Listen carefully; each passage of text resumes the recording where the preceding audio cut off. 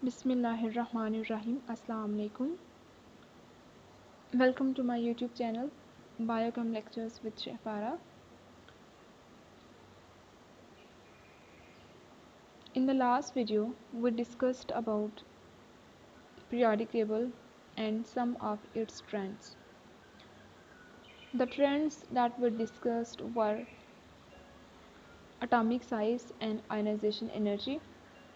इसके अलावा हमने periodic table की हिस्ट्री भी स्टडी की थी, जिसमें हमने ये पढ़ा था कि किस किस साइंटिस्ट ने कितना कितना periodic table की इस मॉडर्न फॉर्म में कंट्रीब्यूट किया हुआ है। उसमें 4 साइंटिस्ट हमारे पास आ जाते हैं। डोबर्नियर था, then we have Mendeleev, Newlands था, और एट द एंड हमारे पास था मोसले।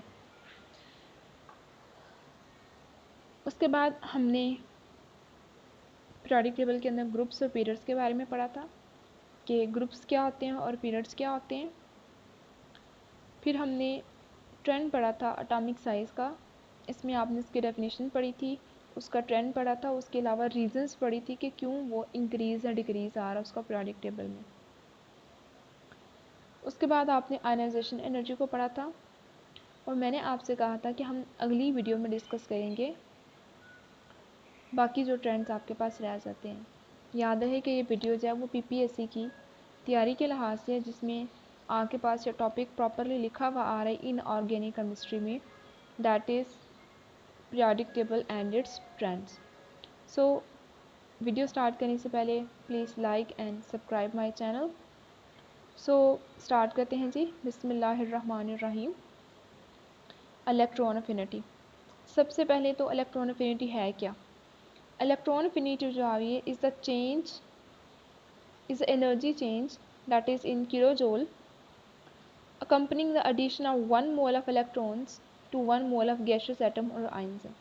अच्छा, इसमें डेफिनेशन में जो स्टेट आ रही है ना, इससे कोई फ़र्क नहीं पड़ेगा, चाहे वो मॉलिक्यूल किसी भी एटम जो है किसी भी स्टेट में आ रहा है, सॉलिड स्टेट है या गैसियस है या कोई भी स्टेट है, वो एनर्जी जो है उसको रिलीज़ ही करेगा। इलेक्ट्रॉन अफिनिटी क्या आ रही है? ऐसी एनर्जी आ रही है जो कि रिलीज़ होगी जब आप उसके अंदर कोई इलेक्ट्रॉन को ऐड करेंगे। एटम के आउटर मोस्ट शेल में इलेक्ट्रॉन को ऐड करने के लिए जो एनर्जी रिलीज़ हो रही है या एनर्जी एब्जॉर्ब हो रही है, उसको आप कह देते हैं इलेक्ट्रॉन अफिनिटी। जैसे आपने पढ़ा था आयनाइजेशन एनर्जी भी, first ionization energy, second ionization energy होती है, like it was E1 and E2 and all that. In the same way electron affinity भी ऐसे ही होती है। Electron affinity refers to the formation of 1 mole of monovalent gases anion. Anion बन रहा है। एनाइन क्यों बन रहा है? क्योंकि इसमें आप एटम के इलेक्ट्रॉन के, एटम के आउटर मोस्ट शेल में एक इलेक्ट्रॉन को आप ऐड कर रहे हैं। ऐड कर रहे हैं मीन एक उसके अंदर पूरा इलेक्ट्रॉन ऐड हो रहा है, तो फिर क्या करेगा वो नेगेटिव इलेक्ट्रॉन को वो गेन कर रहा है, तो फिर क्या होगा? एनाइन बनेगा, नेगेटिवली चार्ज आपके पास एटम आ जाएगा जी। एनर्जी रिलीज होती है, ठीक है, when the first electron is added because it is attracted to the atom nuclear charge. Nuclear charge को वो कैसे अट्रैक्ट हो रहा है? क्योंकि सेंटर में न्यूक्लियस होता है और आउटर मोस्ट जो शेल्स होते हैं बाकी वहाँ पे इलेक्ट्रॉन्स होते हैं, और वो जो इलेक्ट्रॉन्स आ रहे हैं वो अट्रैक्ट हो रहे हैं to because of the nucleus. तो जब हम उसमें एक इलेक्ट्रॉन को ऐड कर रहे हैं तो एनर्जी रिलीज़ होगी, क्योंकि सिंपली वो जो इलेक्ट्रॉन है वो ऐड हो जाएगा because of the attraction of the nucleus. ये मोस्टली नेगेटिव होती है। क्यों नेगेटिव होती है? क्योंकि एनर्जी क्या आ रही है? रिलीज़ हो रही है। Second electron affinity is always positive. ये हमेशा पॉजिटिव होती है जी। क्यों पॉजिटिव होती है? Because energy must be absorb in order to overcome electrostatic repulsion and add other electron is to a negative ion. अब आप देखें, पहले जब आपने इलेक्ट्रॉन ऐड किया था तो एटम इलेक्ट्रिकली न्यूट्रल था, न्यूक्लियस की अट्रैक्शन उसमें थी, उसने सिंपली इलेक्ट्रॉन को अट्रैक्ट किया और इलेक्ट्रॉन जो एटम के अंदर ऐड होकर नेगेटिवली चार्ज उसने एनाइन बना दिया। अब हम लोग जब सेकेंड इलेक्ट्रॉन ऐड कर रहे हैं तो एटम जो वो इलेक्ट्रिकली न्यूट्रल नहीं है, बल्कि वो नेगेटिवली चार्ज एनाइन है। सो जब आप अगेन एक इलेक्ट्रॉन उसके पास लेके आएंगे तो same charges repel each other, जिसकी वजह से क्या होगा? आपको उस एनर्जी को, उस रिपल्जन को ओवरकम करने के लिए एनर्जी देनी पड़ेगी। So therefore the second electron affinity is always positive. ये क्वेश्चन आ भी सकता है जी कि फर्स्ट इलेक्ट्रॉन अफिनिटी जो है वो अगर पॉजिटिव होती है, ठीक है, तो फिर सेकंड आयनाइजेशन एनर्जी है वो क्यों हमेशा फर्स्ट आयनाइजेशन एनर्जी अगर नेगेटिव आ रही है आपके पास, तो सेकंड जो आयनाइजेशन एनर्जी है वो क्यों पॉजिटिव होती है। हाँ जी, फैक्टर्स जो इफेक्ट कर रहे हैं इलेक्ट्रॉन अफिनिटी को, उसमें एक अब जो फैक्टर आपके पास आ रहा है वो आ जाता है जी, एक तो आ जाता है न्यूक्लियर चार्ज आ जाता है, सेकंड एटॉमिक साइज आ जाता है। Fact electron affinity trends are not regular as those for the previous two properties. अच्छा, आपने पिछली जो दो प्रॉपर्टीज़ पढ़ी थी, एटॉमिक साइज और आयनाइजेशन एनर्जी, उसमें जो ट्रेंड आ रहा था, मतलब जो चेंज आ रहा था डिक्रीज़ का इंक्रीज़ का, वो रेगुलर था। लेकिन अब जो केस आ रहा है आपके पास, उसमें वो रेगुलर नहीं आ रहा, वो सम हो थोड़ा बहुत इरेगुलर भी हो सकता है। We might expect electron affinity to decrease smoothly down the group because nucleus is farther away from an electron being added only to group 1। अच्छा, हम लोग ये समझ रहे हैं कि डाउन द ग्रुप जब आएंगे तो इलेक्ट्रॉन अफिनिटी डिक्रीज होगी। डिक्रीज क्यों होगी जी? क्यों? क्योंकि देखिए, आपने पढ़ा था एटॉमिक साइज में कि इलेक्ट्रॉन जो है वो डाउन द ग्रुप जब आप आ रहे हैं तो एक नया शेल ऐड हो रहा है। जब नया शेल ऐड होता जा रहा है तो इलेक्ट्रॉन जब वो मूव कर रहा है farther from the nucleus, as a result it will have the more shielding effect and less nuclear attraction, जिसकी वजह से एटॉमिक साइज डिक्रीज कर रहा था, और सेम इसी रीज़न की वजह से इलेक्ट्रॉन अफिनिटी भी डिक्रीज करेगी। इसी तरह से आप जब अक्रॉस द पीरियड बात कर रहे हैं, रोज में जब आप बात करें when we are moving from left to right, same reason is there, उसमें हमारे पास एटॉमिक साइज डिक्रीज कर रहा है। एटॉमिक साइज क्यों डिक्रीज कर रहा है? क्योंकि जब आप लेफ्ट से राइट मूव कर रहे हैं, when you are moving left to right, उसके केस में क्या हो रहा है कि इलेक्ट्रॉन जब सेम शेल के अंदर ऐड होता जा रहा है तो शील्डिंग इफेक्ट क्या रहा? कांस्टेंट रहा, और न्यूक्लियर अट्रैक्शन जब वो बढ़ती गई, जिसकी वजह से इलेक्ट्रॉन अफिनिटी जो होती है वो at the when we are moving from left to right वो इंक्रीज करती है। रीज़न क्या है जी? क्योंकि न्यूक्लियस की अट्रैक्शन ज़्यादा हो रही है। When you will add electron it will be simply taken up by the atom. So ये क्लियर हो गया कि जब आप अक्रॉस द ग्रुप बात करते हैं तो अक्रॉस द ग्रुप क्या होता है? डिक्रीज होता है। अक्रॉस द ग्रुप डिक्रीज हो रहा है, और when we are moving from left to right increase in magnitude is there, but certainly cannot say there is an irregular increase। मतलब आप ये कह रहे हैं कि रेगुलर इंक्रीज नहीं आ रहा लेकिन इंक्रीज आ रही है। हाँ जी, आगे मैंने कंपेयर किया हुआ दोनों की एनर्जी को, मतलब जो पीरियोडिक टेबल के अंदर जो मेटल्स आ रही हैं, जो नॉन मेटल्स आ रही हैं, उनकी आयनाइजेशन एनर्जी और इलेक्ट्रॉन अफिनिटी कैसे होती है। जो रिएक्टिव नॉन मेटल्स होती हैं, the elements in group 6A, जिसको आप 16 भी कह सकती हैं, and specially those in group 7A, जिनको आप हेलोजेंस कह रहे हैं। हेलोजेंस में कौन कौन सी आ जाती हैं? हेलोजेंस का वर्ड जो आ रहा है वो हेलो से बना हुआ है, विच मीन सॉल्ट, और इसमें आपके पास आ जाता है फ्लोरीन, क्लोरीन, ब्रोमीन, आयोडीन, ये वाली सब्सटेंसेस आ जाती हैं। ये हाईली इलेक्ट्रोनेगेटिव होते हैं, ठीक है। इस वजह से इनकी जो इलेक्ट्रॉन अफिनिटीज़ होती हैं वो या जो आयनाइजेशन एनर्जी होती हैं वो दोनों की दोनों क्या होती है? हाई होती हैं, ज़्यादा होती है। इन दे जब वो आयनिक कंपाउंड्स बनाती हैं तो वो क्या बनाएंगी? नेगेटिव आयंस बना रही हैं, एनायंस बनाती हैं। इसी तरह से जब आप बात करते हैं रिएक्टिव मेटल्स की जब आप बात करते हैं तो रिएक्टिव मेटल्स के केस में क्या होगा जी? The elements of in group 1A and group 2A have low ionization energies and slightly negative exothermic electron affinities. Both groups lose electron readily but attract them only weakly। क्योंकि electron तो वो easily loose कर देते हैं, जिसकी वजह से उनकी आयनाइजेशन एनर्जी जब वो बहुत ज़्यादा हाई नहीं होगी। सेम वे किसके साथ आ जाता है? जब आप ऐड करेंगे इलेक्ट्रॉन अफिनिटी जो होगी तो वो भी इतनी ज़्यादा हाई नहीं होती है। सो जो रिएक्टिव नॉन मेटल्स आ रही हैं उनकी आयनाइजेशन एनर्जी और इलेक्ट्रॉन अफिनिटी हाई होती है। जो मेटल्स होती हैं उनकी आयनाइजेशन एनर्जी और इलेक्ट्रॉन अफिनिटी लो होती है। Noble gases which are present in the group 8A or in the 0 group, they have very high and slightly positive electron affinities. The elements tend to not to, क्योंकि आपने पढ़ा हुआ है according to the octet rule, जो noble metals होती हैं, noble gases जो होती हैं, उनका शेल कंप्लीट है, वो ऑक्टेट रूल को फॉलो कर रही हैं। जब उनका शेल कंप्लीट है वो इनर्ट होती हैं। इनर्ट मीन वो दे आर नॉट रिएक्टिव, वो पार्टिसिपेट ही नहीं कर रही है रिएक्शन में, ईजिली इन्वॉल्व ही नहीं हो रही है, तो फिर उनकी इलेक्ट्रॉन अफिनिटी जो है वो, या आयनाइजेशन एनर्जी है वो काफ़ी ज़्यादा हाई होती है। So here is the comparison. Atomic size आप देख सकते हैं, it is increasing from top to bottom, और लेफ्ट से राइट वो क्या कर रहा है, इंक्रीज कर जाता है। Ionization energy top to bottom क्या करती है, डिक्रीज होती है, और लेफ्ट टू राइट क्या होती है, इंक्रीज होती है।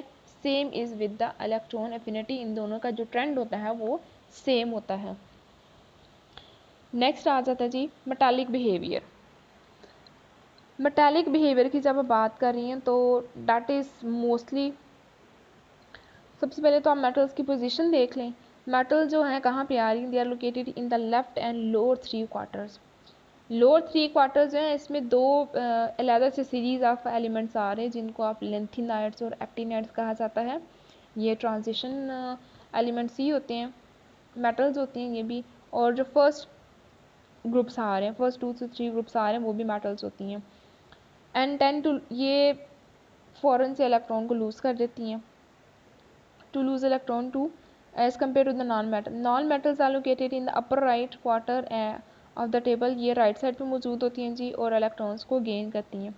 मेटल एड्स होती हैं, इसकी लोकेशन आपको मैं एक ज़रा क्लियर करके भी दिखाती हूँ। Here you can see जी, ये जो आपके पास दो ग्रुप्स आ रहे हैं यहाँ पे, रेड और ऑरेंज और ब्लू का कुछ पोर्शन आ रहा है, ये जो है ये मेटल्स हैं। उसके अलावा ये जो बिल्कुल साइड पे नीचे दो आपको ये सीरीज नज़र आ रही हैं, they also act as a metals. जब आप बात कर रहे हैं नॉन मेटल्स की, नॉन मेटल्स का जब आप केस देखेंगे तो उसमें ये जो आपके पास कॉर्नर आ रहा है जिसमें ये बैरियर भी लगा हुआ रेड से कलर का, ये नॉन मेटल्स होती हैं। और इसके बाद बाकी जो सीरीज आ रहे हैं वो मेटल एड्स की आ जाती हैं। मेटल एड्स वो वाले सब्सटेंसेस होती हैं जिनकी प्रॉपर्टीज़ इन बिटवीन होती हैं, they behave like metals as well as the non metals.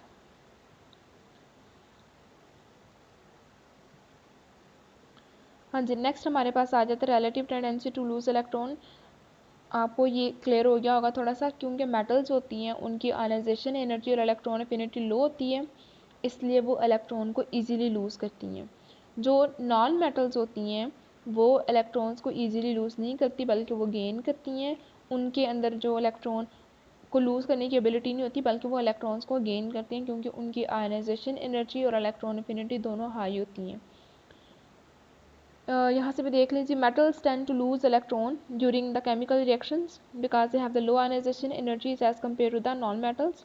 As we move across the period it become more difficult to lose electron, क्योंकि जब आप मूव कर रहे हैं लेफ्ट से राइट जा रहे हैं तो आप मेटालिक बिहेवियर से नॉन मेटालिक बिहेवियर की तरफ शिफ्ट होना शुरू हो जाते हैं। जब आप नॉन मेटालिक बिहेवियर की तरफ शिफ्ट हो रहे हैं तो ऑटोमेटिकली सी बात है इलेक्ट्रॉन को लूज़ करना मुश्किल होता जाएगा, बल्कि एटम जो है वो इलेक्ट्रॉन को गेन करना स्टार्ट कर देते हैं। Therefore with according to the monatomic ions elements at the left tend to form cations and those at the right side tend to form the anions. Left side पे metals होती हैं, they form the cations, positively charged ions, and at the right side of the periodic table non metals मौजूद होती हैं, they tend to form negative ions, means they tend to form the anions. Acid base behaviour of the element oxide जी।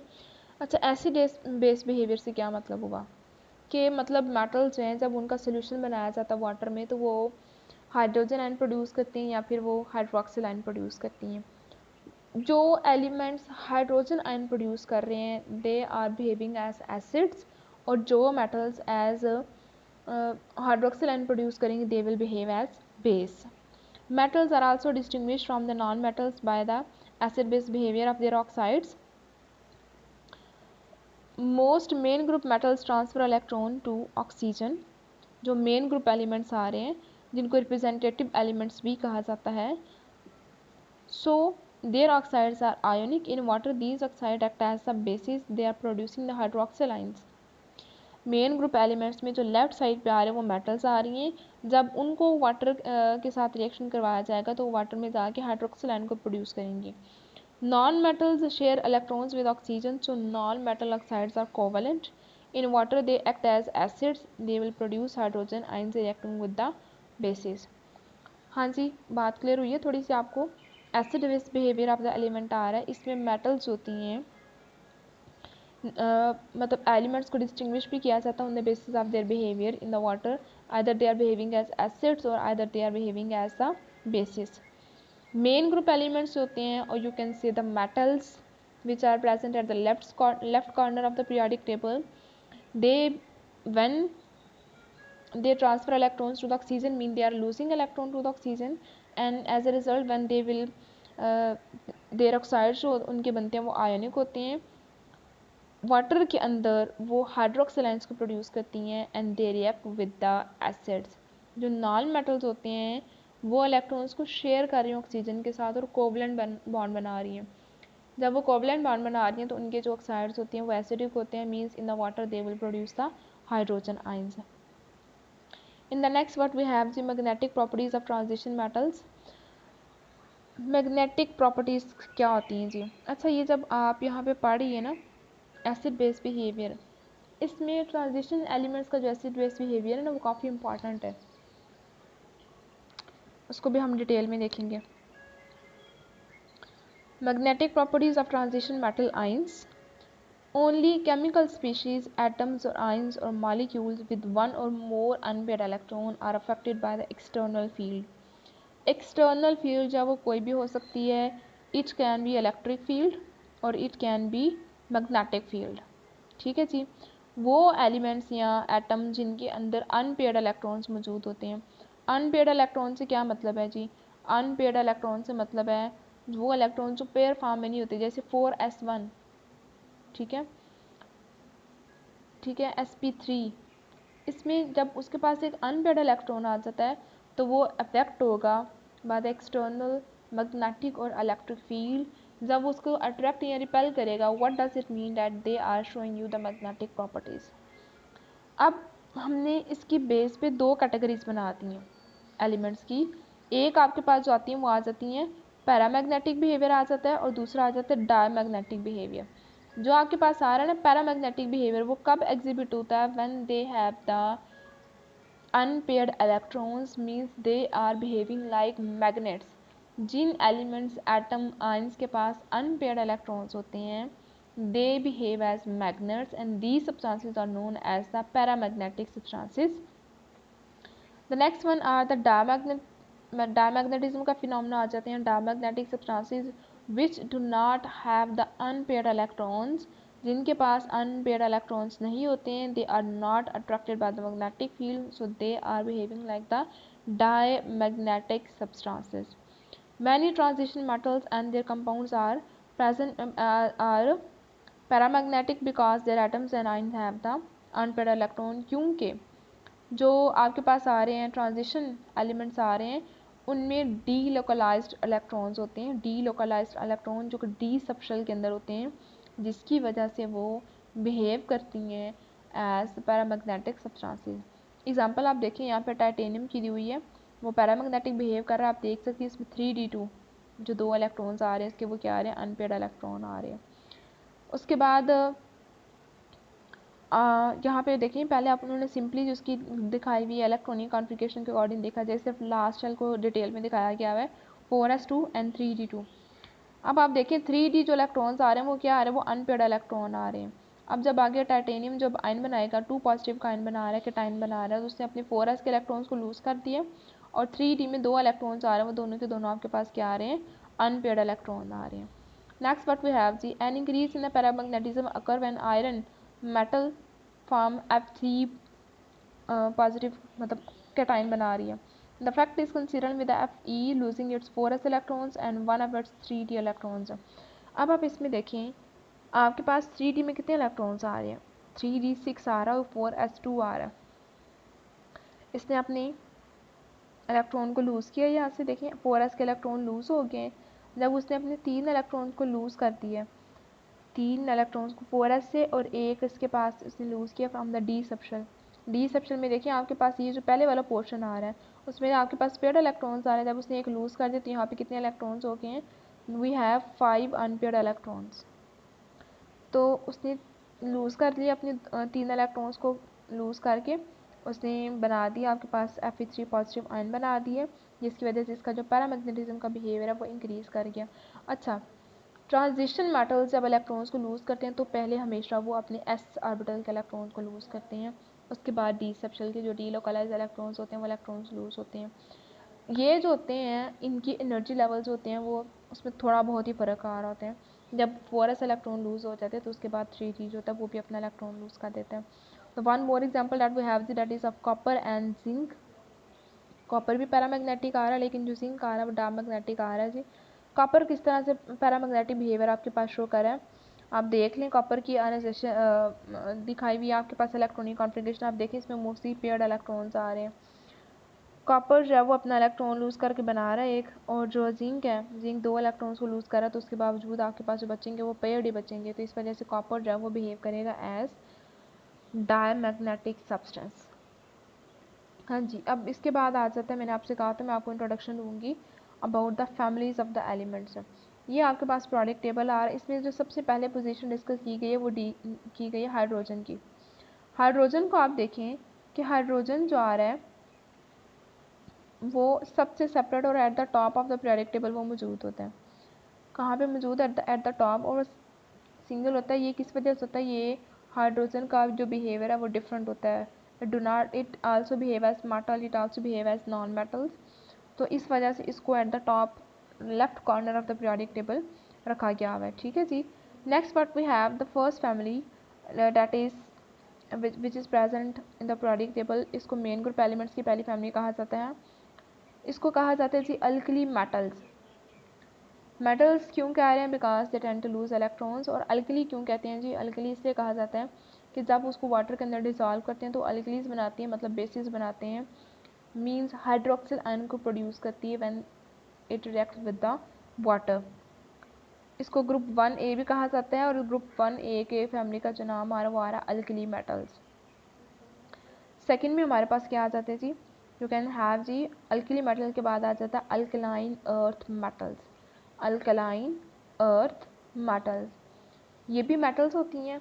ये electrons को loose करके positive charge ion बनाती हैं, cations बनाते हैं +2 वाले। जैसे इसमें बेरिलियम, मैग्नीशियम या कैल्शियम आ रहा है, तो वो सारी के सारी 2 इलेक्ट्रॉन्स को लूज़ करती हैं और डाई पॉजिटिव कैटायंस बनाती हैं।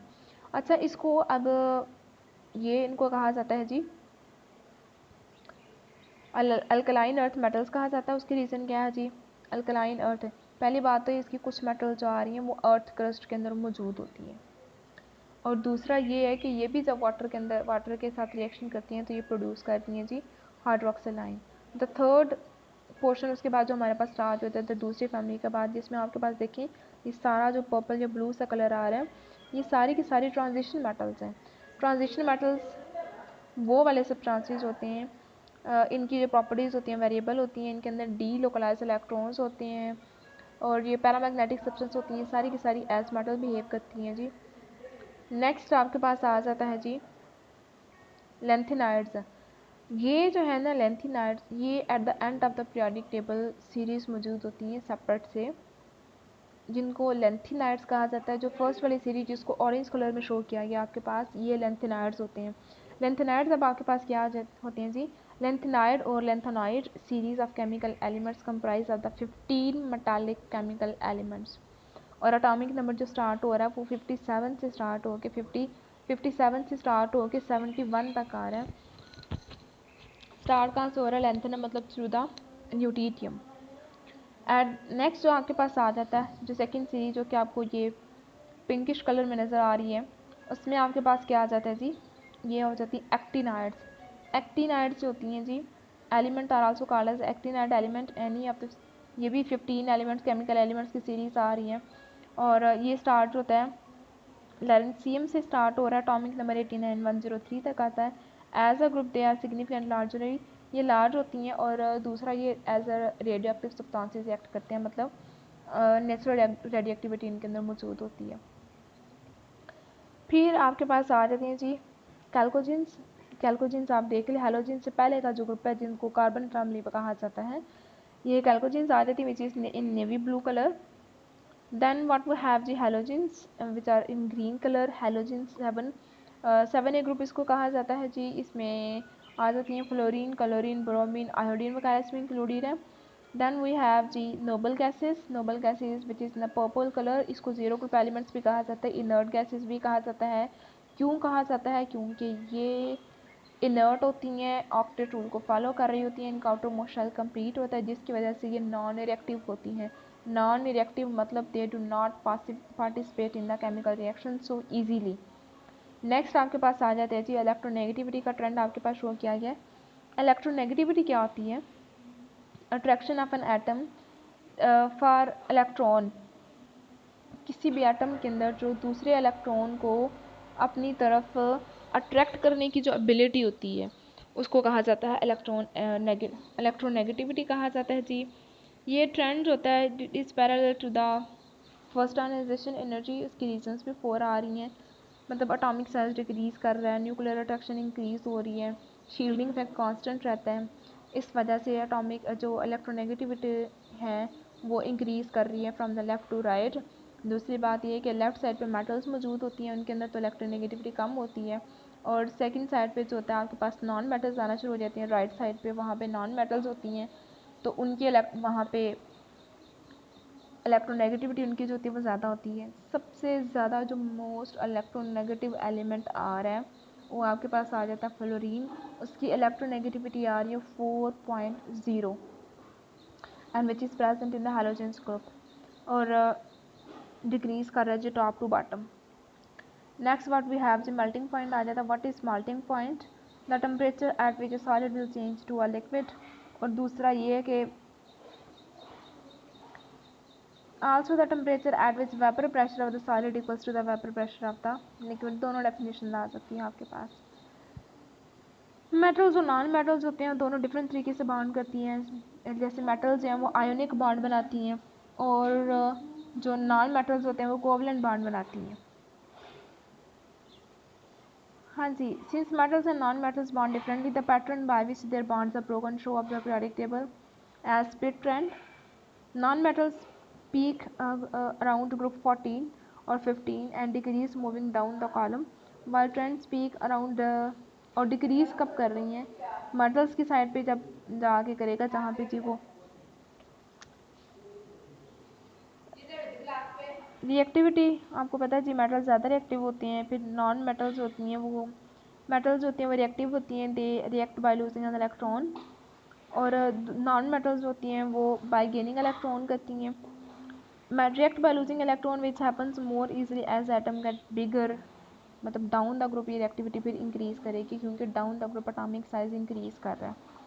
और जब आप बात करती हैं नॉन मेटल्स के ट्रेंड की तो उसमें लेफ़्ट टू राइट जब आप जाएंगे तो क्योंकि लेफ़्ट टू राइट जब आप जाते जाते हैं तो एटम का जो साइज़ होता है वो मज़ीद छोटा होता जाता है. नोबल गैसेज तो वो टोटली एक्सक्लूडेड है इस ट्रेंड से क्योंकि उनका जो स्ट्रक्चर होता है वो कम्प्लीटली स्टेबल होता है. वो ऑक्टेट रूल को फॉलो कर रही हैं.